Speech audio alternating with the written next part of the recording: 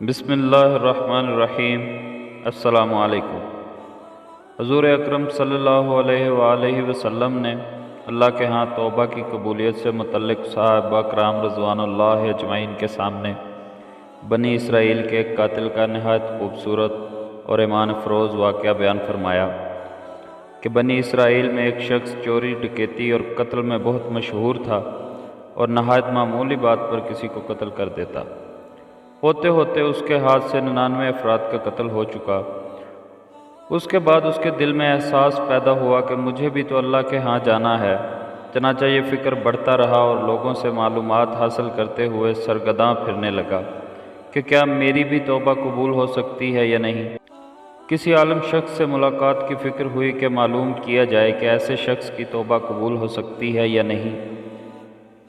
لوگوں نے ایک عابد شخص کے پاس جانے کا مشورہ دیا تو شخص نے اس کے پاس جا کر مسئلہ معلوم کیا کہ کیا میری توبہ قبول ہو سکتی ہے اور کیا میری بھی مغفرت ہو سکتی ہے جبکہ میں نے 99 انسانوں کی جان مار دی ہے۔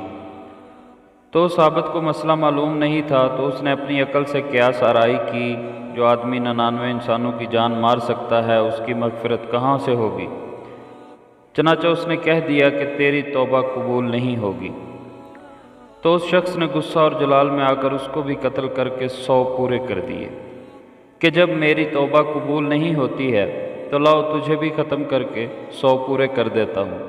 چنانچہ اس نے 100 پورے کر دیے، مگر اس کے دل میں تردد باقی رہا کہ میری مغفرت کی کوئی شکل ضرور ہوگی۔ اس لیے اس نے لوگوں سے پھر معلومات کا سلسلہ جاری کر دیا کہ روئے زمین میں سب سے بڑا عالم کون ہے، اس سے جا کر معلوم کروں گا، وہی صحیح مسئلہ بتا سکتا ہے۔ آخر لوگوں نے اس کو بتلایا کہ فلاں جگہ ایک عالم رہتا ہے، اس سے جا کے معلوم کرو۔ چنانچہ اس نے اس عالم صاحب کے پاس جا کر اپنی زندگی کی کارگزاری سنائی اور 100 آدمیوں کو کس طرح سے قتل کیا ہے سارا کارنامہ سنا کر معلوم کیا کہ اب بتلائیے کہ میری توبہ قبول ہو سکتی ہے یا نہیں۔ کیا اللہ کے ہاں مجھ جیسے گناہ گار کے لیے بھی مغفرت کا کوئی خانہ ہے؟ تو اس عالم صاحب کو چونکہ علم تھا تو اس نے بتلایا، تیرے گناہ معاف کرنے میں اللہ کے ہاں کیا رکاوٹ ہے؟ اللہ کی رحمت کا سمندر تجھ جیسے گناہ گاروں کے گناہوں سے بہت بڑا اور بہت وسیع ہے۔ چنانچہ اس عالم صاحب نے مشورہ دیا کہ تم فلاں جگہ سفر کر کے جاؤ، وہاں کچھ اللہ کے بندے رہتے ہیں، ان کا مشغلہ صرف اللہ کی عبادت ہے، ان کے ساتھ مل کر اللہ کی عبادت کرو اور نادم ہو کر اپنے گناہوں کی معافی مانگو، انشاءاللہ تمہاری مغفرت ہو جائے گی۔ جب اس شخص نے آدھا راستہ طے کر لیا تو ملک الموت آ گئے اور اس کی موت ہو گئی۔ اب اس کی روح لے جانے کا مسئلہ کھڑا ہوا۔ آسمانوں سے رحمت کے فرشتے بھی آئے اور عذاب کے فرشتے بھی۔ رحمت کے فرشتے کہنے لگے کہ اس کی روح لے جانے کا حق ہم کو ہے، اس لیے کہ یہ سچے دل سے تائب ہو کر عبادت کے لیے جا رہا ہے۔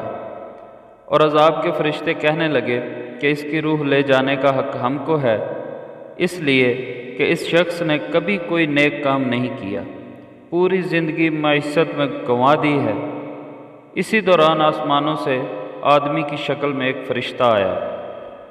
بعض روایت سے معلوم ہوتا ہے کہ یہ آنے والا فرشتہ حضرت جبرائیل امین علیہ السلام تھے۔ چنانچہ اس فرشتہ نے تشریف لا کر ان دونوں طرح کے فرشتوں کے درمیان یہ فیصلہ کیا کہ دونوں طرف کی مسافت ناپ کر کے دیکھ لو کہ جہاں سے آ رہا ہے وہاں کی مسافت قریب ہے یا جہاں جا رہا تھا وہاں کی مسافت، لہذا جہاں کی مسافت قریب ہو اس شخص کو وہاں والوں میں شمار کر دیا جائے۔ چنانچہ دونوں طرف کی زمین ناپ کر دیکھی گئی تو جہاں جا رہا تھا وہاں کی مسافت جہاں سے آ رہا تھا اس کے مقابل میں صرف ایک بلشت قریب ہے۔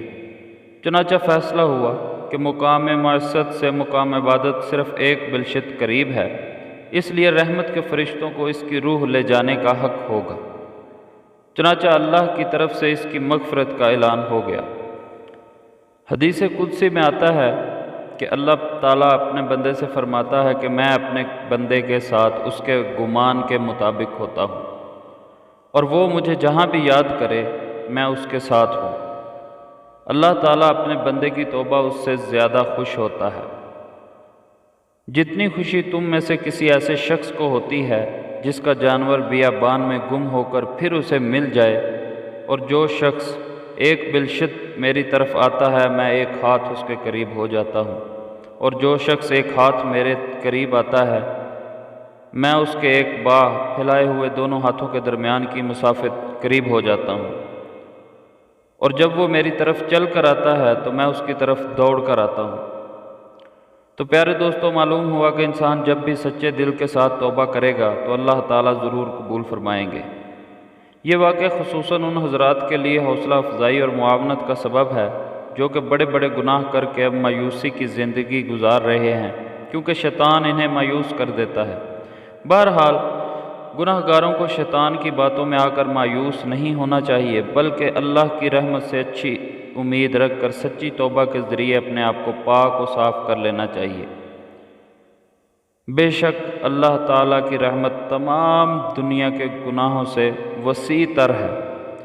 اللہ تعالیٰ ہم سب کو عمل کرنے کی توفیق